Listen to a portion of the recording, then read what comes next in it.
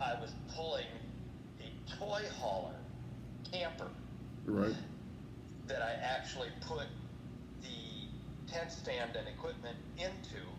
So it the truck needed to be able to pull about 15,000 pounds for that toy hauler plus all the equipment.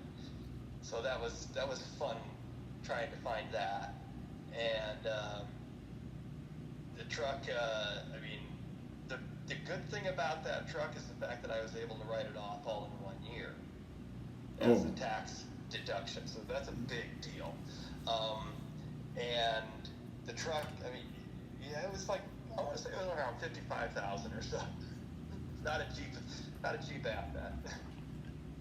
Okay, 55,000. Yeah. Okay. All right. Number two, in reference to fuel, how much does it cost per event for fuel, and how much miles do you cover with that time? Okay, so it depends on the location and where we go to Sturgis, which is South Dakota. So from us, that's around 900 miles or 750 miles away. So that's, I figure out the fuel based on the 7 miles per gallon that I get from the towing of the truck, which is terrible. Well, how much did you say? 7 miles? 7 miles to the gallon. Oh, okay.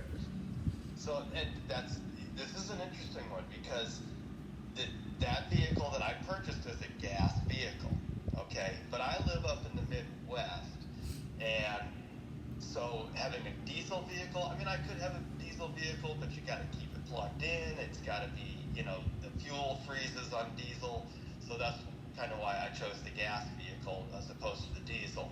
The diesel vehicle gets better miles per gallon, though. It can get like 15 or 16 towing. So there's those things to consider.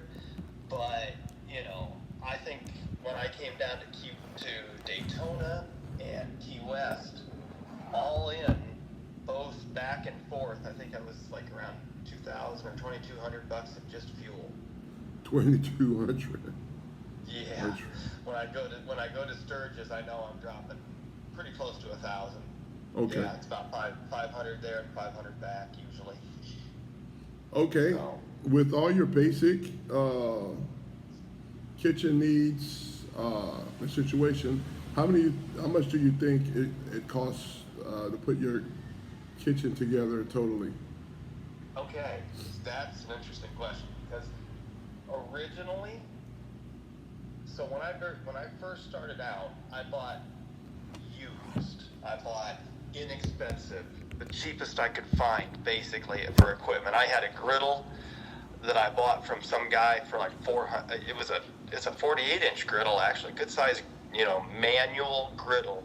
That was about 400 bucks. Now you think about buying a brand new 4-foot propane griddle. That's going to be 2,000, 3,000, 4,000 bucks. But I spent 400. I bought the steam table, same thing. I bought it from the same guy for like a couple $100. The refrigerator, what did I do for a refrigerator? That was used. I bought that for like $400. So I mean, really, my tent stand in the very beginning, if I had like 2,000 or 3,000 bucks in it, I'd be surprised. Okay. Everything. And then as I've made money and progressed, I've replaced that equipment with new equipment and better equipment. So now I have a griddle. I bought a new griddle. It cost me a couple grand. I bought a steam table that cost $1,000. I bought a new fridge that cost $2,500. So I probably, now I would say I've got about at least 10 or 12,000 bucks wrapped up into it. And then you got the trailer. The trailer itself is another expense. I think I paid like pretty close to $10,000 for the trailer. Okay. So that throws you, 22,000. But my first trailer I bought used, and I think I spent $2,000 on it. So. Okay. So basically, start out cheap, and as you Yep. make money, improve all your equipment. Exactly. I can improve the equipment and what we've got to work with, definitely. So, uh, but yeah, I started out very humbly. Okay. How much, number four, how much food do you think your kitchen can produce per hour or per day? So that's an interesting question because, like, we do a weekly farmers market in Des Moines here every Saturday during the warm months. It ended at the end of October, but we will go up and do this farmers market from 7 a.m. to noon on Saturday mornings, and we'll do around 3 or 400 items. When I go to festivals, or events like Sturgis, we can feed up to 1,000 people a day. It just depends on how I set it up and what I'm doing.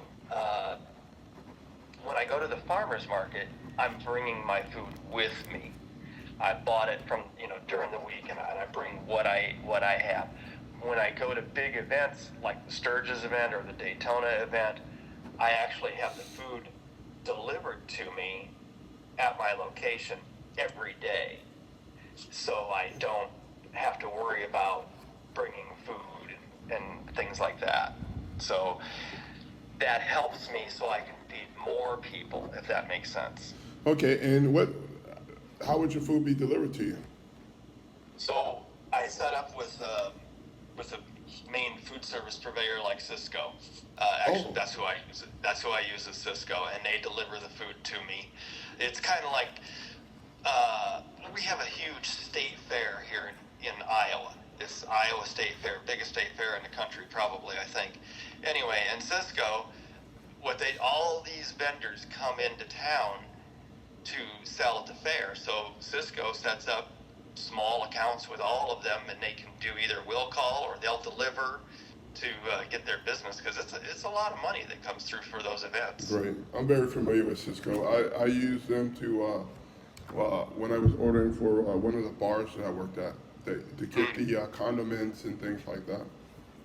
Yeah. So, but ours come from a ship from Miami, so I have to do it on a Monday and get it on a Wednesday. Yeah, which is even more exciting, I'm sure. Yeah. It's a little bit more challenging down there in Florida because it's not as, yeah. I had an issue actually where when I went to Key West on this last adventure, I found out that I could not get any deliveries in Key West for that 2-day event. Right. So I actually ended up having to buy all of my product while I was up in Daytona and bring it with me. Right. And that was not very much fun, I'm not going to lie. Okay, all right. Well, okay, so in the future, just as an advice, you can compare GFS to the products that you get from Cisco, and they have a local store here. Right, which is actually what we ended up doing. Oh, okay, great. So what I did, I purchased a certain amount of what I knew I couldn't get from Gordon's or GFS, and then I got those items, and then I went to GFS to get the items that I would need, that I didn't have to order. So, if that makes sense. Yes. All right. So what are some of the tricks that you would do in the roadside service to control your food costs and your labor costs? Good question. It's always a crapshoot. Okay, because, well, for instance, up in Sturgis last year, I brought a lot of people. I brought extra people because I wanted to try something different, and I had these people that were scheduled. I had too many people and not enough business is basically what was happening.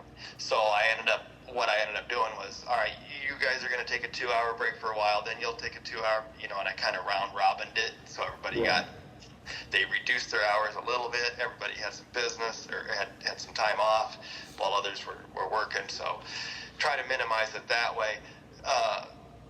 for labor, and then, you know, you never know what's going to happen.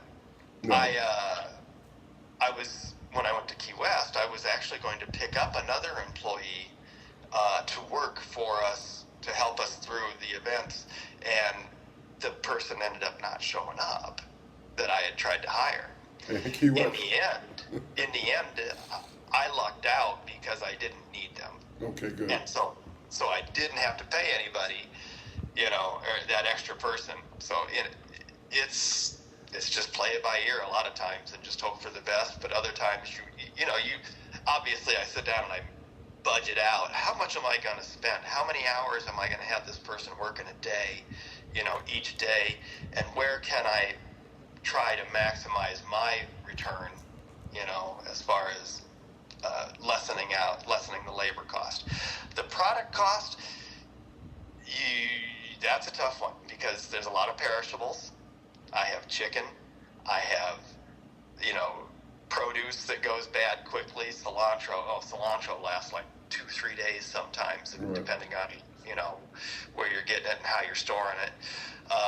So that one, we just basically, I try to, you know, order as little as I can to produce as much as I can, obviously, right, and then I'll go to the store for certain items if I have to during the shift if we run low on something.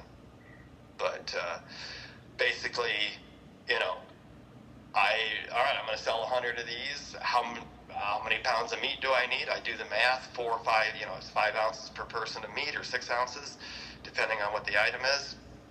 And I just kind of guesstimate the best I can. Okay, great.